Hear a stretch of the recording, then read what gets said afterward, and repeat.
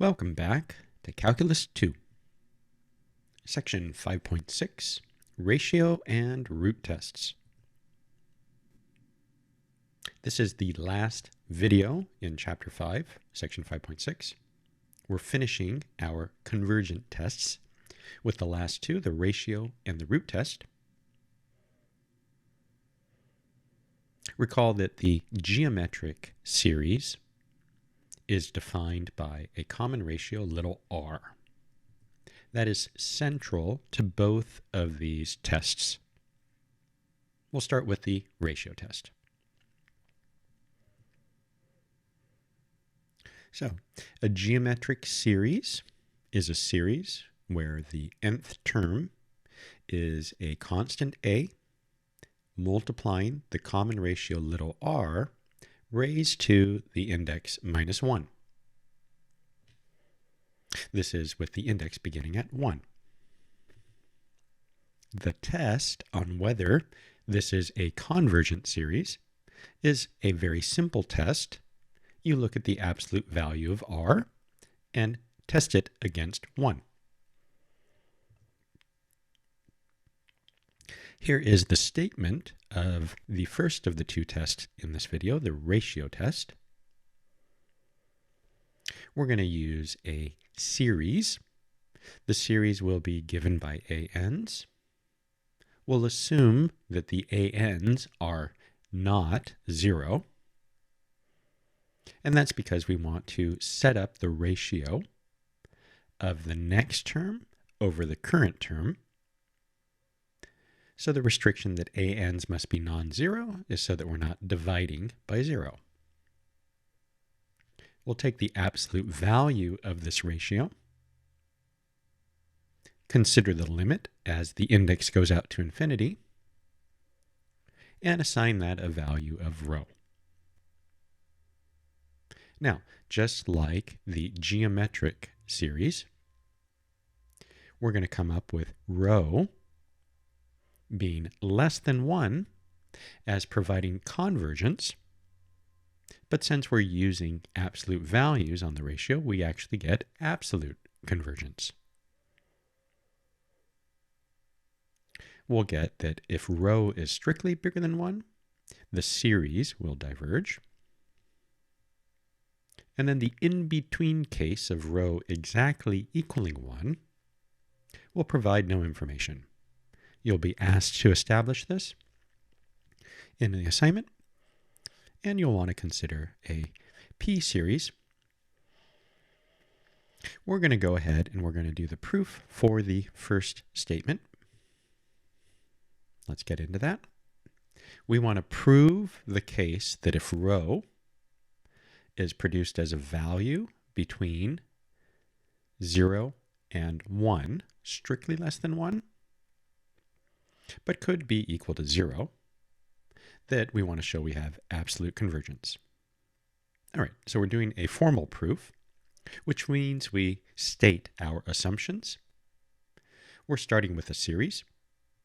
The series is given by a sequence of non-zero terms, and we let rho equal the limit of the absolute value of the ratio of the next term over the current term.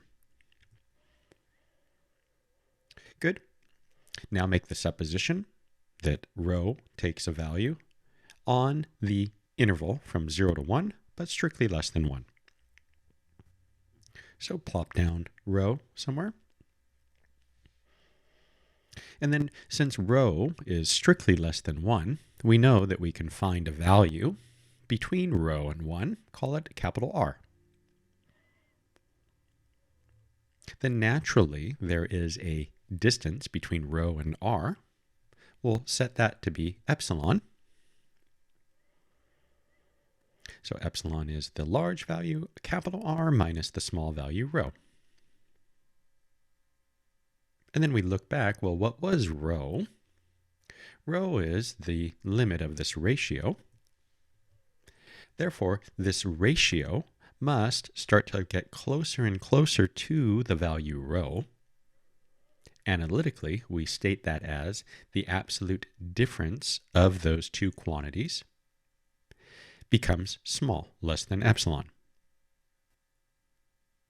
And then the definition of a limit says that this inequality will hold for all indices after some starting index. Graphically, we can say that our terms of ratios will land in the epsilon interval about rho. Now, here I've depicted it arbitrarily as being less than rho. It could equally be greater than rho, but in either case within epsilon. All right, well, what's key is to note that this quantity is less than some fixed capital R. And that the capital R is strictly less than 1. So wherever the ratio lands in this interval of length 2 epsilon about rho, we know that it's going to be less than R. How can we depict R? As rho plus epsilon. And what do we know about capital R? It's less than 1. And again, from the analytic definition, that this inequality holds true for all indices after some starting index.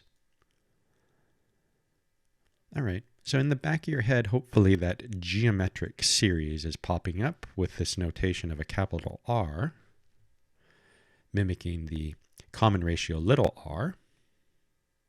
And then that becomes even more explicit if we go to this starting index, capital N, swap it out for little n in this inequality, and then isolate the absolute of this numerator by multiplying both sides by the absolute of this denominator to get an r times absolute A sub capital N.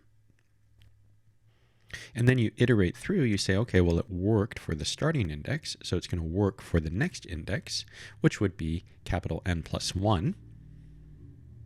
So little n could be taken as capital N plus 1, which means that our numerator will become capital N plus 2, so that A sub capital N plus 2 will be less than capital R times A sub capital N plus 1.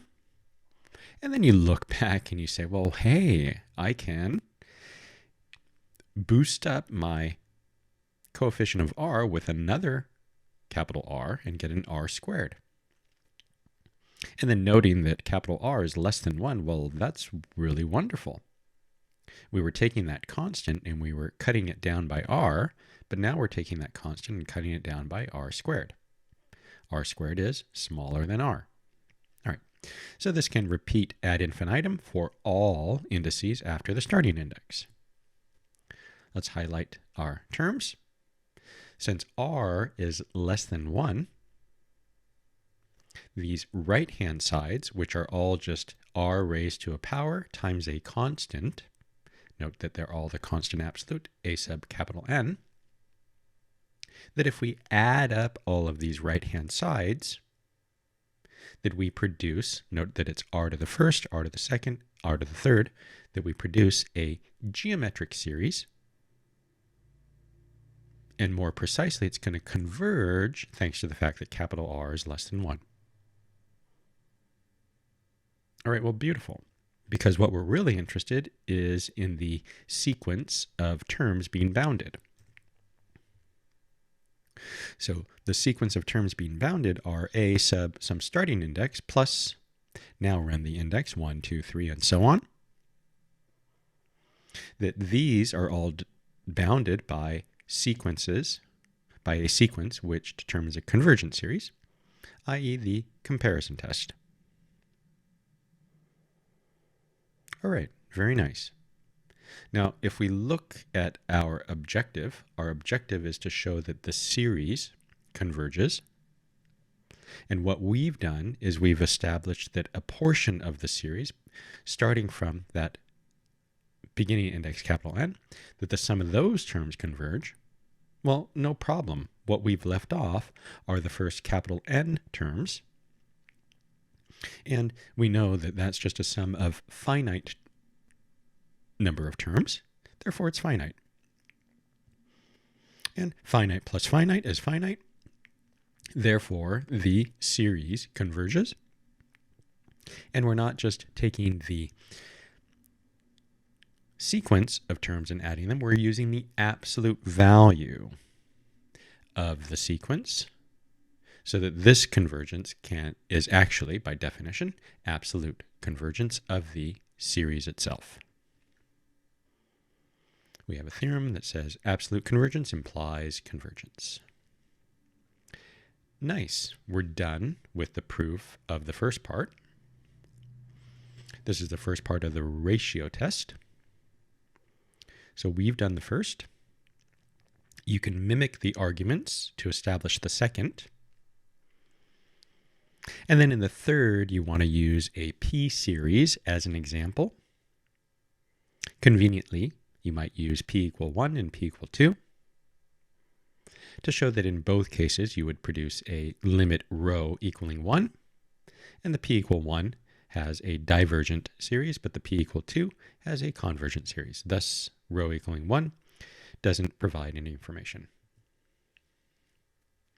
Good. And then some true-false questions to go over basic understanding.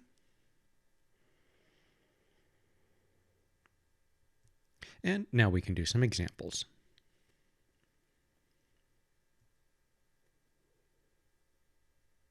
Okay.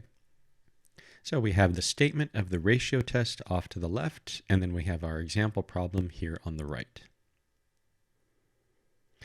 Quite often, the factorials and exponents, exponential expressions, pop up as good candidates to use the ratio test. All right. Now, how do we employ the ratio test? Well, we're going to want to look at the ratio. The ratio of what? The next term over the current term. These ANs, they're all positive values, so the absolute values are redundant here. Note that what I'm doing is I'm taking the statement of the next term. So I simply look at the statement of the current term, 3 to the n, will become 3 to the n plus 1. And n factorial will become n plus 1 quantity factorial. So this is the numerator. To divide by the current term is the same thing as multiplying by the reciprocal of the current term. So you look at the current term and write down its reciprocal. All right. Now, how can we simplify out? In the numerator, we have 3 raised to a power plus a constant 1. That can be written out as 3 to the 1 times 3 to the n. And then n plus 1 quantity factorial is n plus 1 times n minus 1, etc. And then the n times n minus 1, etc. is n factorial. Beautiful. Now having this, we can note that 3n is placed over 3n, n factorial is placed over n factorial, leaving us with 3 over n plus 1. And then looking at the statement of the ratio test, we're considering this absolute of the ratio. And then we need to take a limit of that and set it equal to rho. So 3 over n plus 1, as n goes out to infinity, will lead to 0. And then this quantity we set equal to rho. All right, so that's the first part done, is determining rho. The second part is then to bin rho in bin 1, 2, or 3. We see that we can bin it in bin 1 as 0 matches the first case. And what do we get? We get that the series converges absolutely. So the series is absolutely convergent. How do we know that? We've applied the ratio test. Fantastic. So pretty nice and a pretty solid result. Let's do another example. All right. So now our nth term of the series is base n raised to the n. over n factorial. Let's set this up.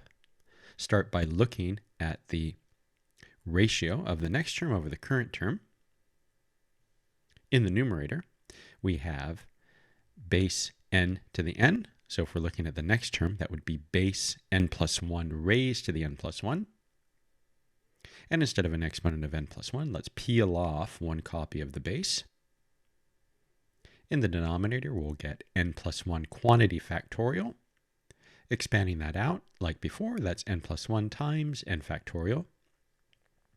So here we've written down the next term, a sub n plus 1, and dividing by the current term is the same thing as multiplying by its reciprocal. So n to the n over n factorial has reciprocal n factorial over n to the n. Excellent. Look for cancellations. N factorial cancels with n factorial. N plus 1 cancels with n plus 1. That then leaves the base to the n terms. Those can combine up as a quotient, n plus 1 over n. All of that raised to the n. You'll want to, and you should have seen in some of the assignments, that this limit is an identity, that it is equal to e. In fact, if we swap out the 1 with any real number x, we get that the limit would be e raised to the x. So if that were a negative 1, this would be e to the negative 1.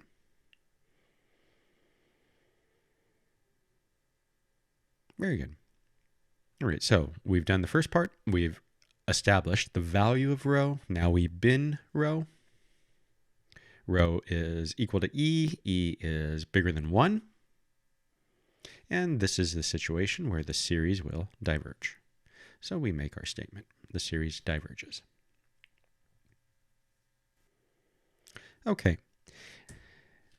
Take note that for this example, we have a series where the associated sequence can be expressed out as a product of n's in the numerator and then n factorial in the denominator. If you look at n over n, that's 1. If you look at n over n minus 1, that's bigger than 1. So you have a number of factors multiplying n, since n over 1 is n. And what's n doing? It's going out to infinity. Times terms which are all bigger than 1 leaves you with something bigger than n. Thus, a sub n tends to infinity as n goes out to infinity. You obviously know infinity is not 0, hence the series will diverge by the divergence test. All right, so this is just a remark to help you develop intuition. Then you have choices in which test to apply. Nice. Do another example in using the ratio test. Now we have a series which alternates. Now we'll make use of the fact that when we set up the ratio, we're using absolute values of the ratio. Therefore, when we write down the absolute value of the ratio, we don't need to copy down the alternating portion. All right, so there's a fair bit going on in the definition of the general term. We have n factorial, and that n factorial must multiply with itself. But we want to first write down the next term, so that means that we want to swap out for n plus 1. When we do that, we get quantity n plus 1 factorial. Then that whole factorial gets squared. Thus, we need 2 copies. In terms of producing cancellations, it's more convenient to explicitly write out the product of the factorials rather than leave it in exponent notation. All right, so that's the numerator. In the denominator, we're going to swap out the n with an n plus 1, but you need to distribute the 2 onto the n and onto the 2. And then that entire binomial must be factorial. So if you take that integer subtract 1, 2n plus 1, and then multiply with that integer, minus 1, 2n, and continue on. In other words, we can stop at 2n factorial. Okay, so all of this is just the numerator, where I've taken advantage of the absolute values to not copy down the alternating portion. And then I've set up my multiplication and multiply by the reciprocal of the absolute of an. So 2n quantity factorial in the numerator and n factorial appearing twice in the denominator. Excellent. Make cancellations. 2n quantity factorials cancel straight away. Use the understanding that the factorial contains, n plus 1 factorial contains an n factorial to cancel out the n factorials in the bottom. And then we'll be left with a product of binomials in the numerator, a product of binomials in the denominator. These are linear factors multiplying, thus we have quadratic n in the numerator, quadratic n in the denominator, leading coefficient of 1, leading coefficient of 4. This will limit to 1/4.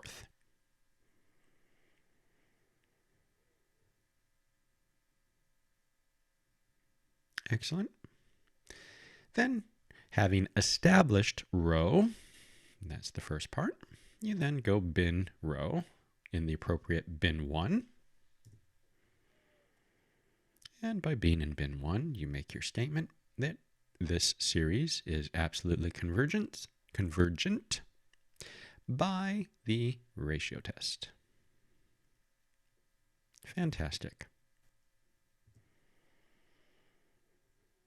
All right.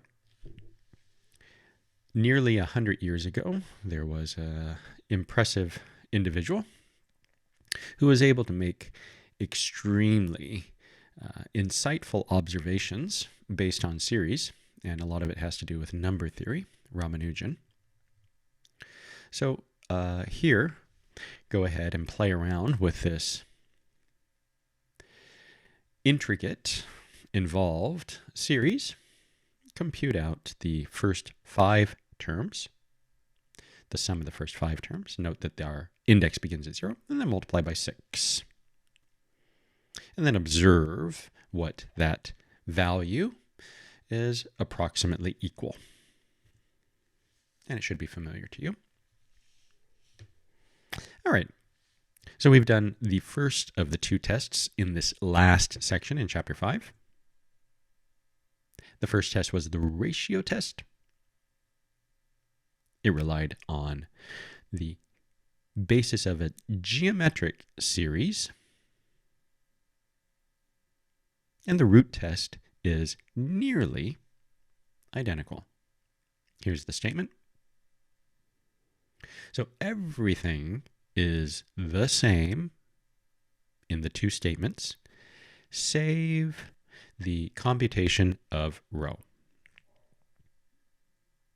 Here we compute rho as the nth root of the absolute value of the nth term. In some of our examples, we had a base raised to the nth power, and that's a good candidate if your nth term is entirely defined as something raised to the nth power. The root test might be a good candidate. All right, notice that the 3 bins are identical. We're going to go over the proof for the first 2 bins. Let's get into that. So again, let's do a formal proof. As such, we want to explicitly state what our assumption is, that we're working with a series given by a sequence of terms a sub n, and that we're going to set rho to be the limit of the nth root of the absolute value of the nth term. All right. Let's consider first that the limit we produced is infinity. Well, if we're producing a limit of infinity, then that's going to tell us that the nth term is getting larger and larger and larger. And if it's getting larger and larger and larger, then it's not converging to 0, and thus the series diverges by the divergence test. So that is a portion of 2 established. To fully establish 1 and 2, we can now exclude the case that rho is infinite and suppose that rho is finite. Good. Well, if rho is a finite value, how is rho defined? Here's how it's defined. Scratch off the limit to then algebraically be able to move the n over to the other side by raising both sides to the n. And then you would have the absolute of an isolated, so that the absolute of an is approximately rho to the n. That's going to be true after some starting index that they are approximately the same, so that when you sum up all of those approximate values, note that our index is beginning at capital N, sufficiently large capital N, that we get approximately the same value. Okay, so that means that we can play around with the right-hand side, the series in the right-hand side, which is a geometric series. So if these are approximately the same, by being a geometric series, we know that this series will converge if rho is strictly less than 1. Right. I'm taking advantage of the fact that rho is non-negative. And then the geometric series will diverge if rho is strictly greater than 1. And that's it. So that establishes 1 and 2. Here in the assignment, you want to establish bin 3, the case of rho equaling 1. You can look in the book, or you can simply just think of a p series. P equaling 1, p equal 2 are convenient. Try and be as precise and detailed as you can in writing the proof. You benefit greatly by paying attention to detail. All right, so examples using the root test. Suppose that we have a series. The series is given by a sequence, and the sequent is some base raised to a power n. Well, the root test says remove the power n. Removing the power n, we get some expression. This expression limits out to 1 over pi as n is taken to infinity. And 1 over pi has the nice fact that it's less than 1. Hence, binning that limit rho, we come up with the series as absolute convergent by the root test. Beautiful. So again, when the nth term is something to the power n, the root test might be a quick way to obtain a result. All right, so your turn.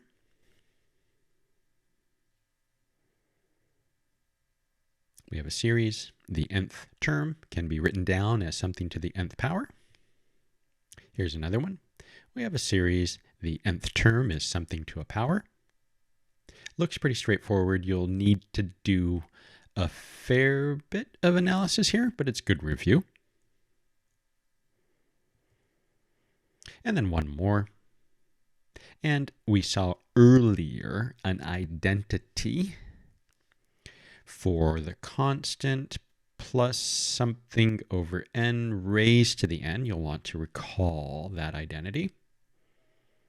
But then you also want to properly interpret what does it mean for n to be squared.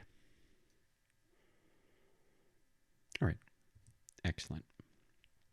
So that is the ratio and root tests, and it completes all of our convergence tests. This has been chapter 5 on sequences and series. we're going to review all of the convergence tests that we've had for series. Remember that if you're working with a series, there is an associated sequence. Chapter 5 has been as a central theme about convergence. If a sequence converges, it doesn't necessarily mean that it's defining a convergent series. On the other hand, if the series converges, it must be that the associated sequence has terms which limit to 0. Thus, the divergence test says that if your sequence does not limit to 0, then the series it defines will diverge. Okay, so that was the very first test that we began with in this chapter for series. We're going to list out, not in the order that we approached them, but we're going to list out the tests in a way that is practical for you in determining convergence of an arbitrary series. So first thing is to test whether the terms go to 0, terms of the associated sequence. Next thing is to look at the series and try and see, is it actually a geometric series? Because if it is, then the test is easy. Determine the common ratio. It needs to be an absolute less than 1. Another easy series to quickly ascertain convergence on are p-series. The p must be strictly, yes, bigger than 1 in order to have convergence. Okay. Now, after that, you might then look towards a comparison test. It might be very convenient to simply compare with a geometric or a p-series for which you know the convergence of. But sometimes the comparison test can be a little bit finicky, and you instead need to resort to the limit comparison test.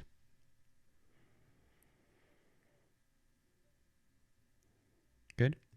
We also had the integral test, where you would look at the nth term and say, well, that is a familiar function evaluated at integers, and I know that I can integrate this familiar function. And then the behavior of the integral and the series will be the same. Likewise, on the limit comparison test, you're looking for that limit to be a positive value, positive finite, in which case the two series will behave the same. They'll both converge, they'll both diverge. Nice. We also had the alternating series test. So this is going to immediately suggest itself when it's an alternating series. And you want to identify the non-alternating part, test that it's monotone decreasing, and that it limits to 0. Nice. And then we have the two tests that we've done in this video, the ratio test and the root test.